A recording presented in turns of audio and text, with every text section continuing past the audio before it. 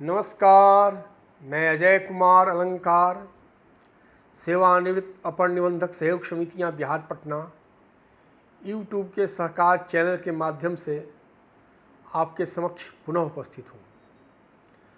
आपको विदित हो कि यूट्यूब पर मेरा अपना एक चैनल है जिसका नाम सहकार यूट्यूब है।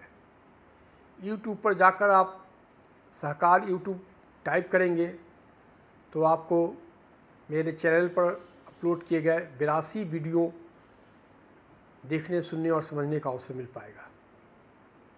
इन सभी वीडियो का संबंध मुख्यतः सहकारी सोसाइटी से है। कतिपय वीडियो का संदर्भ ऐतिहासिक विषयों से भी है, लेकिन उनकी संख्या बहुत कम है और इन वीडियो को मैंने एक इतिहास के विद्यार्थी होने के नाते अपने चैनल पर अपलोड किया है।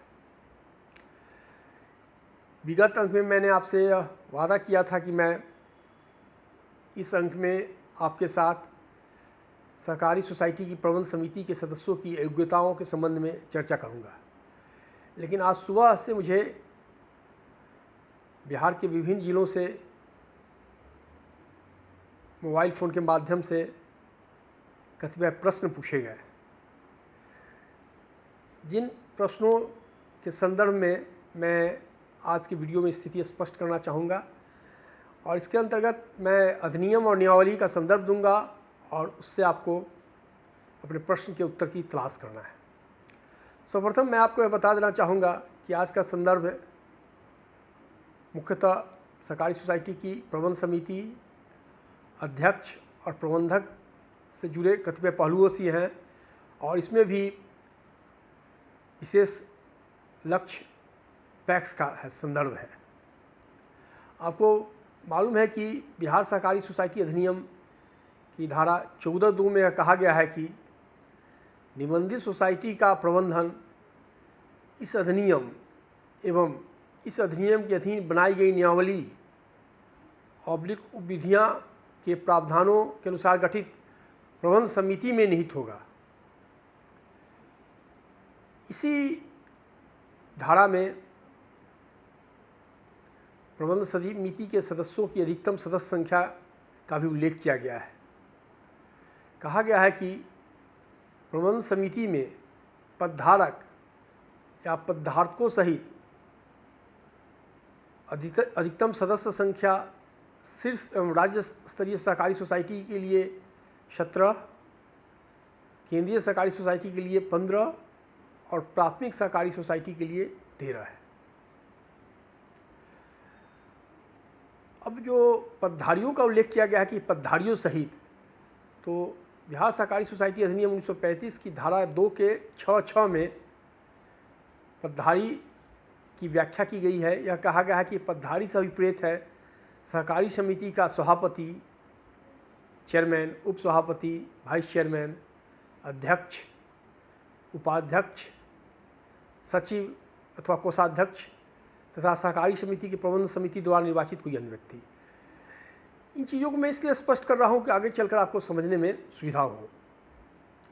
अब धारा 14 की उपधारा 3 में यह कहा गया है कि जब राज्य सरकार का कोई पदाधिकारी किसी निबंधित सोसाइटी में प्रबंध निदेशक, कार्यपालक पदाधिकारी अथवा इसी तरह के किसी अन्य पद पर प्रतिनियुक्त होता है तो वह मुख्य कार्यपालक होगा तथा प्रबंध समिति के सामान्य निर्देश एवं नियंत्रण की अध्ययन शक्तियों का प्रयोग करेगा।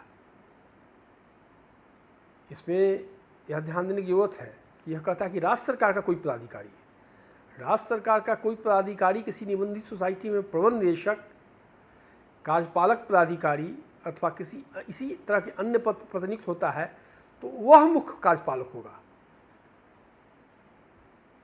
इस परिस्थिति में अन्य लोग की क्या स्थिति है?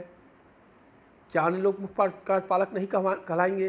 यह विचार करने की जरूरत है, क्योंकि यह स्पष्ट कर दिया है कि राज्य सरकार का पदाधिकारी है वही मुख्य कार्यपालक होगा। बहुत सी सहकारी समितियों में जो प्रबंधक होते हैं वह राज्य सरकार के प्रतिनिधि नहीं होते हैं। उदाहरण के लिए पैक्स का संदर्भ ले सकते हैं। अब हम आगे बढ़ते हैं। अब एक प्रश्न ये उठता है कि सहकारी सोसाइटी की बैठकों में, खासकर जो सहकारी सोसाइटी की प्रबंध समिति की बैठक है, उसमें अध्यक्ष के मत देने की क्या स्थिति है? अध्यक्ष का मत एक होगा या बराबरी की स्थिति में जो कास्टिंग वोट देता है अध्यक्ष, उसको लेकर 2 मत होगा? इस पर थोड़ा सा विचार करने की ज़रूरत है, क्योंकि प्रायः हम लोग देखते हैं कि, और पैक्स की विधि में भी इस बात का उल्लेख है कि यदि मतों में प्रबंध समिति की बैठक में मत विभाजन में बराबरी की स्थिति हो जाए तो अध्यक्ष एक कास्टिंग वोट देगा। तो क्या इसका मतलब है कि केवल अध्यक्ष कास्टिंग वोट देगा और यदि बराबरी की स्थिति में नहीं है तो अध्यक्ष को वोट देने का अधिकार नहीं है? ये स्थिति थोड़ी स्पष्ट होना चाहिए। इसके लिए मैं फिर आपको अधिनियम की धारा की ओर ले जाऊँगा। अधिनियम की धारा 28 की उपधारा 1 में यह कहा गया है कि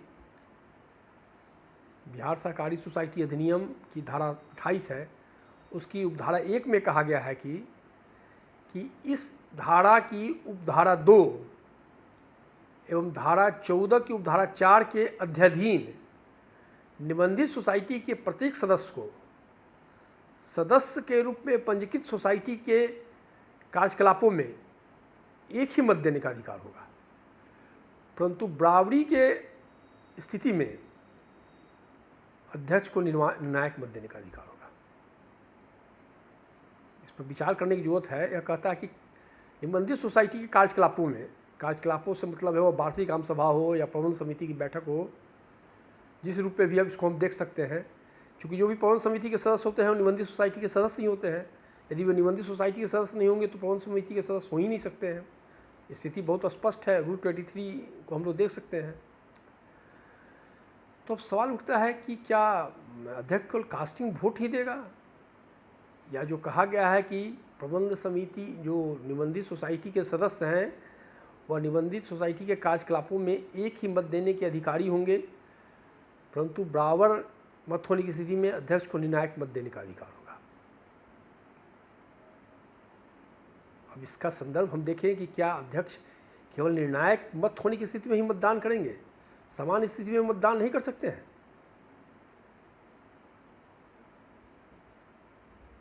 इसके लिए मैं थोड़ा सा और इस स्थिति को स्पष्ट करना चाहता हूं।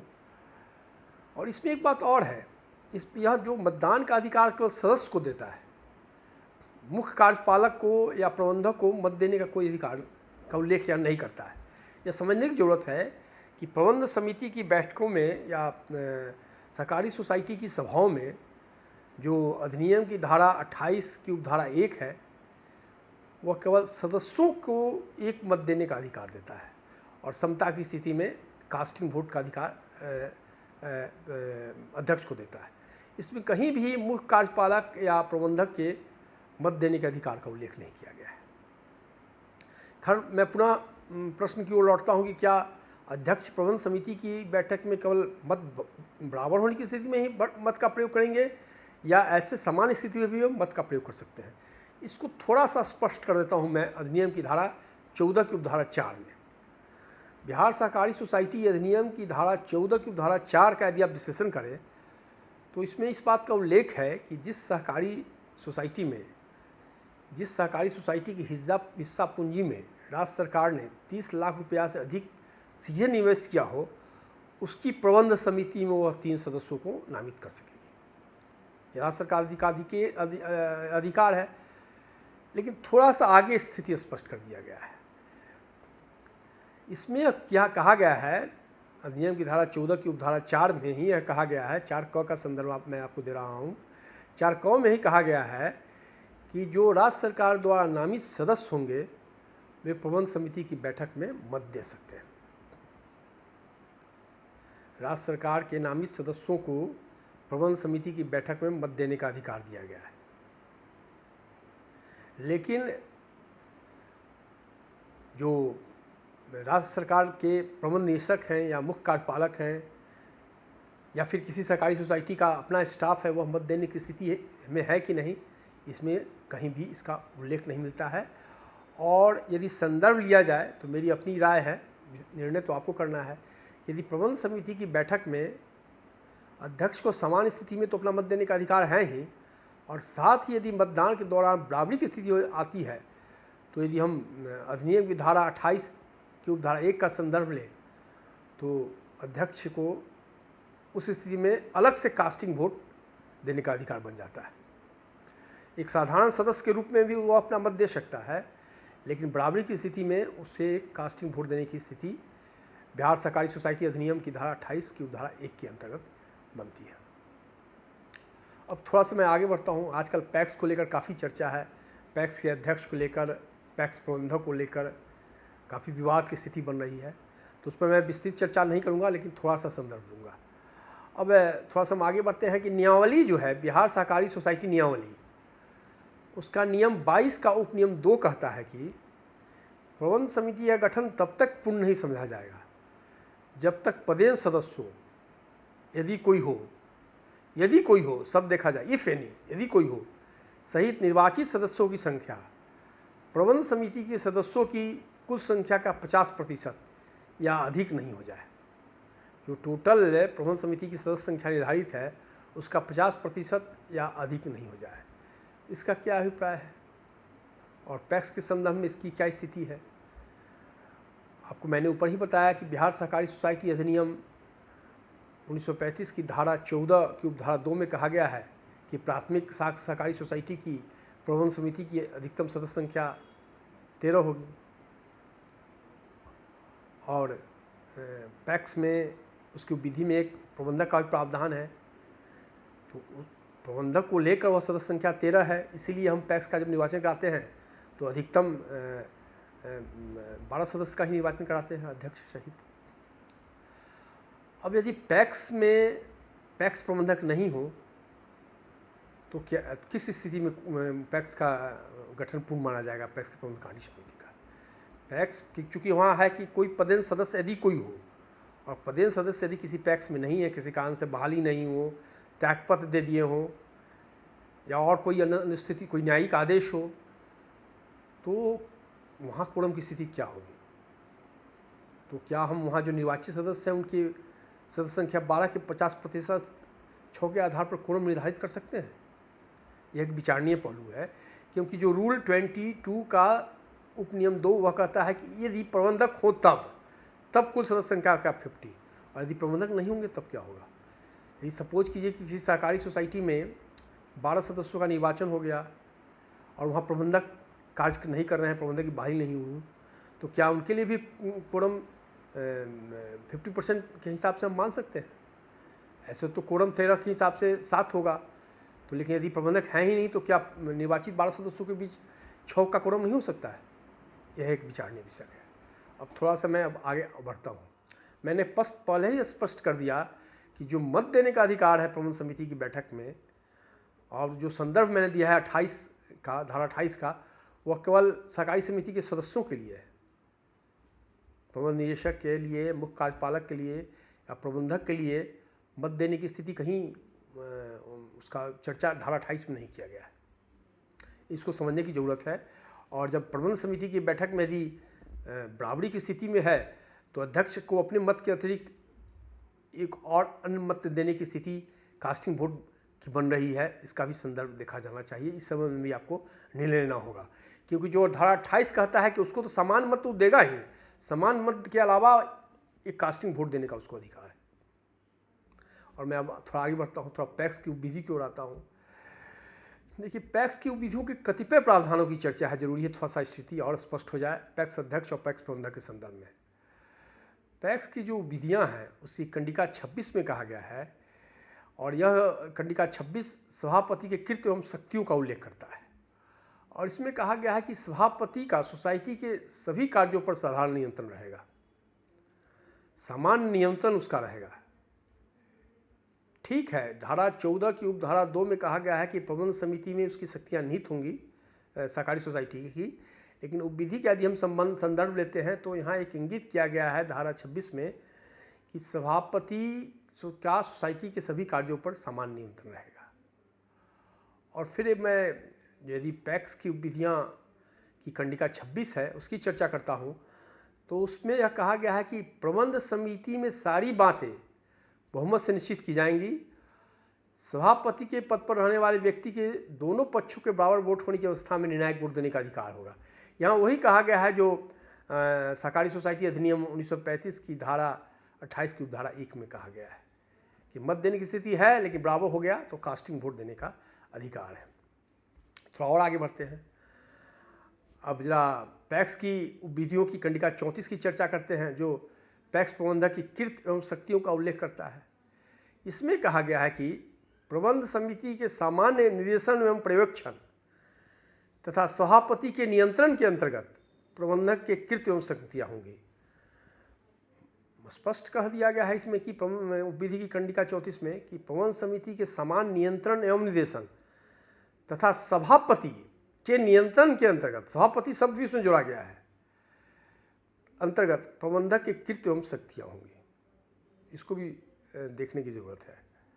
और देखिए इस तरह की बहुत सारी बातें हैं जिस संबंध में गलतफहमी है और राज्य सरकार को अधिकार है बिहार सहकारी सोसाइटी अधिनियम 1935 की धारा 65 ख में कहा गया है कि यदि इस अधिनियम के उपबंधों को प्रभावी बनाने में कोई कठिनाई उत्पन्न हो तो राज्य सरकार परिस्थिति के अनुसार राजपत्र में प्रकाशित आदेश के जरिए कठिनाई दूर करने के प्रयोजन से ऐसा कुछ भी कर सकेगी जो इस अधिनियम के उपबंधों के से असंगत न हो।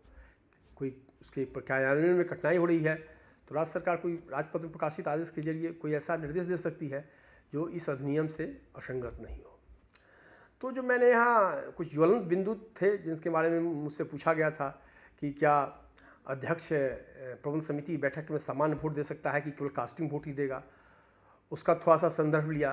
कि समान वोट के साथ साथ कास्टिंग वोट की भी स्थिति बन रही है धारा 28 की उपधारा 1 के अनुसार। इस संबंध में आपको समीक्षा करने की ज़रूरत है, निर्णय लेने की ज़रूरत है। दूसरा जो पैक्स के जो प्रबंध निदेशक हैं, मुख्य कार्यपालक हैं या कोई सहकारी सोसाइटी के प्रबंधक हैं या पैक्स के प्रबंधक हैं, क्या वे सहकारी सोसाइटी में मतदान की स्थिति में मत दे सकते हैं? इस संबंध में भी जो मुझे संदर्भ मिला, अधिनियम का जो प्रावधान मिला, मैंने उसकी चर्चा की। क्योंकि यह स्पष्ट है कि मतदान देने का अधिकार केवल सदस्य को दिया गया है और जो प्रबंध निदेशक हो, मुख्य कार्यपालक हो या सदस्य हो वह या प्रबंधक हो, वे सहकारी सोसाइटी के सदस्य नहीं हैं, पैक्स के सदस्य नहीं हैं। और यहाँ तक कि जो हमारी बिहार सहकारी सोसाइटी नियमावली है उसके रूल 8 में सदस्य होने की जिन अयोग्यताओं का उल्लेख किया गया है उसमें एक अयोग्यता यह भी है कि वह सहकारी सोसाइटी या किसी संबद्ध सोसाइटी का वेतनभोगी कर्मी हो। तो मैं फिर एक बार स्पष्ट करूँगा, इसे आप संदर्भ ले सकते हैं, देख सकते हैं, समझ सकते हैं, खुद निर्णय ले सकते हैं कि धारा 28 के अंतर्गत, धारा 28 की धारा 1 के अंतर्गत मत देने की जो स्थिति है केवल सदस्य के लिए है, गैर सदस्यों को मत देने का अधिकार नहीं दिया गया है। और दूसरी बात है कि जो अध्यक्ष हैं, जो हमारे सहकारी सोसाइटी के अध्यक्ष हैं, और ख़ासकर मैंने पैक्स के संदर्भ में चर्चा की और पैक्स की विधियों की चर्चा की, तो उसमें अध्यक्ष का कहा गया है कि पैक्स के क्रियाकलापों पर अध्यक्ष का समान नियंत्रण रहेगा। और जो पैक्स प्रबंधक हैं वो प्रबंध समिति के समान नियंत्रण में तो काम करेंगे ही करेंगे, साथ ही वे सभापति के नियंत्रण के अंतर्गत भी या अर्थात पैक्स चेयरमैन के नियंत्रण के अंतर्गत भी कार्य करेंगे। अब मैंने जो तथ्य है उसके माध्यम से आपसे प्रकाश डाला है। कोई ज़रूरी नहीं है कि आपके पास कोई नया तथ्य हो तो आप मेरे तथ्य से सहमत ही हो, लेकिन इसके आधार पर आपको निर्णय लेना चाहिए। जो हमारे ऑफिसर्स हैं या जो हमारे कॉपरेटर हैं या जो हमारे सरकारी क्षेत्र से जुड़े हुए अन्य नेतागण हैं, उनको यदि अन्य कोई तथ्य मिले तो उसको भी ध्यान रखना चाहिए। लेकिन मैंने जो तथ्य रखा और उससे मैंने अपना निष्कर्ष दिया। फिर अगले अंक में मैं आपसे मिलूँगा और कोशिश करूँगा कि मैं जो सहकारी सोसाइटी की प्रबंध समिति के सदस्यों की योग्यताओं की चर्चा आपसे करूँ। तब तक के लिए मैं आपसे विदा लेता हूँ, इस अनुरोध के साथ कि आप मेरे चैनल को लाइक करें, शेयर करें और सब्सक्राइब करें। धन्यवाद।